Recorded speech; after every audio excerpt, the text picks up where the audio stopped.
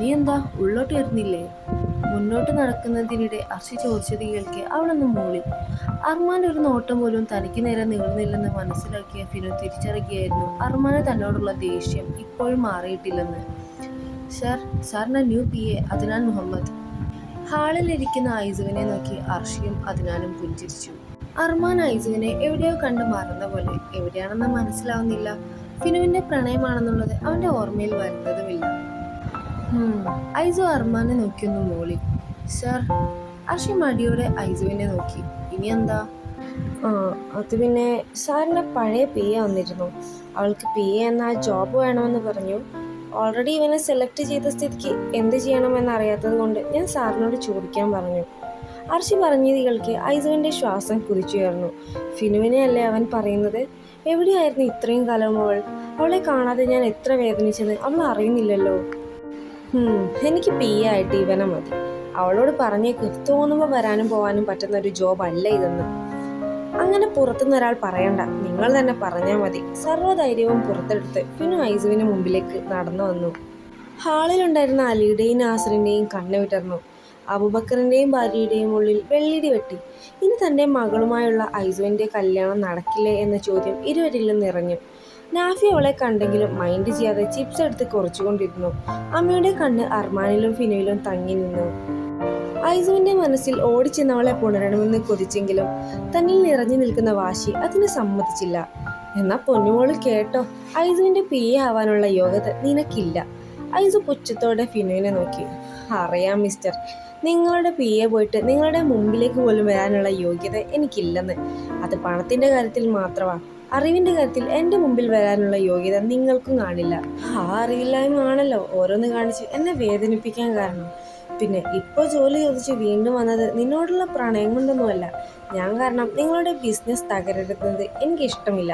എന്തായാലും എനിക്കിവിടെ ജോലിയില്ലാത്ത സ്ഥിതിക്ക് ഞാൻ പോകുന്നു. ഫിനു പുച്ഛത്തോടെ ഐസുവിനോട് പറഞ്ഞ് അർഷിയെ നോക്കി. ഈ ജോലി എനിക്ക് കിട്ടിയില്ലെങ്കിൽ നീ പറയുന്ന എന്തും ഞാൻ ചെയ്യുമെന്ന് പറഞ്ഞിരുന്നു. വാക്ക് ഞാൻ ലംഘിക്കുന്നില്ല. എന്ത് ചെയ്യണം ഞാൻ? ഒന്നും വേണ്ട. അന്നേരം ഞാൻ ചുമ്മാ, നിനക്ക് ജോലി അത്യാവശ്യമാണെങ്കിൽ ഞാൻ എവിടെയെങ്കിലും അന്വേഷിച്ച് നോക്കാം. വേണ്ട.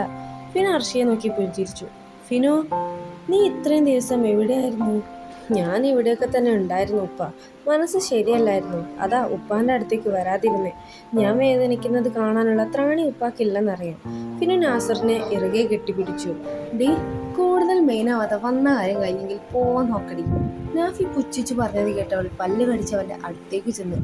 നീ കൂടുതൽ ചിലക്കല്ലേ. ഇന്നലെ നീ ആ കഫേല് എന്നാ തമ്മാടിത്തര കാണിച്ച്?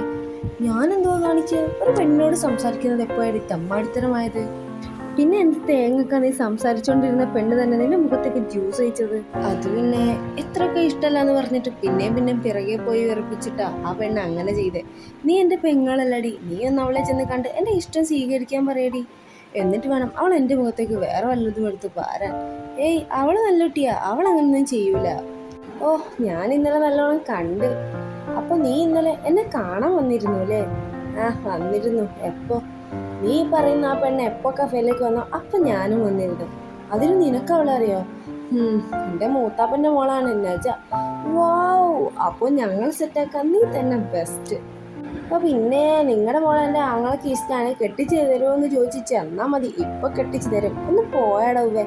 ഫിനു നാഫിയെ പുച്ഛിച്ച് അമ്മിയെ നോക്കി. നിന്റെയും ഐസുവിൻ്റെയും കല്യാണത്തിന് മുന്നേ നിന്നെ ഒന്ന് നേരിട്ട് കാണണമെന്ന് തോന്നി. അതേതായാലും സാധിച്ചു.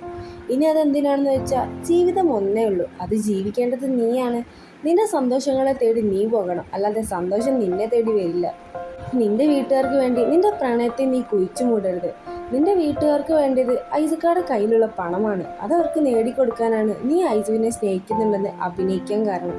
പക്ഷെ നിനക്ക് നിൽക്കുന്ന അതിനോടുള്ള പ്രണയം പണത്തിനോ അല്ലെങ്കിൽ മറ്റാർക്കോ വേണ്ടിയോ ആയിരുന്നില്ല. അത് നിന്റെ മനസ്സിൽ നീ പോലും അറിയാതെ വളർന്ന വികാരമാണ്. പണം ഇന്നല്ലെങ്കിൽ നാളെ പോവുകയും വരികയും ഒക്കെ ചെയ്യും. പക്ഷെ ജീവിതം അതൊന്നേ ഉള്ളൂ. അതെങ്ങനെ ജീവിക്കണം എന്നത് നിന്റെ ഇഷ്ടം. നീ എന്ത് തീരുമാനിച്ചാലും ആരും ഒന്നും നിന്നെ പറയാൻ പോകുന്നില്ല. നിനക്ക് ഏതാണോ ശരിയെന്ന് തോന്നുന്നത്, ആരെ കൂടെ ജീവിക്കണമെന്ന് തോന്നുന്നു അവരോടൊപ്പം ജീവിച്ചു. അപ്പോൾ ഓൾ ദ ബെസ്റ്റ്. ഫിനു പുഞ്ചിരിയോടെ അത്രയും പറഞ്ഞ് നാസറിനെ നോക്കി. ഇവിടെ സ്ഥിരതാമസമാക്കാൻ പോവുകയാണോ? വാ, നമുക്ക് വീട്ടിൽ പോവാം. നീ എവിടേക്കും പോകാൻ പോണില്ല ഫിസ. ഐസുവിൻ്റെ സ്വരം അവിടെ ഉയർന്നു കേട്ടു. അത് തീരുമാനിക്കുന്നത് താനാണോ? അതേലോ. ഞാൻ പറഞ്ഞത് എൻ്റെ PA ആവാനുള്ള യോഗ്യത നിനക്കില്ല എന്നാ. നിനക്ക് വേറെ ചില യോഗ്യതകൾ ഞാൻ കാണുന്നുണ്ട്. സോ ഇന്ന് മുതൽ നിന്റെ ഡ്യൂട്ടി ഭർത്താവായ എന്നെ പരിപാലിക്കുകയും സ്നേഹിക്കുകയുമാണ്. എൻ്റെ ഭാര്യയായി ഈ വീട്ടിലെ രാജകുമാരിയായി കഴിയാനുള്ള യോഗ്യത നിനക്കുണ്ട്. മനസ്സിലായോടി ഗുണ്ടുമുളകെ?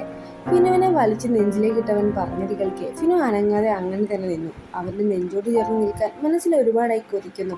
അവളുടെ കണ്ണുനീർ അവൻ്റെ ഷർട്ടിനെ ചെറുതായി നനവുള്ളതാക്കുന്നുണ്ടായിരുന്നു. സോറി ഡി പെണ്ണെ, ഞാൻ നിന്നെ മനസ്സിലാക്കാൻ ശ്രമിച്ചില്ലായിരുന്നു. എൻ്റെ ഭാഗത്താ തെറ്റ്. ഞാൻ എന്ത് ചെയ്താലും നിനക്കതൊന്നും വേദനിക്കില്ലെന്ന് ഒരു തോന്നലുണ്ടായിരുന്നു.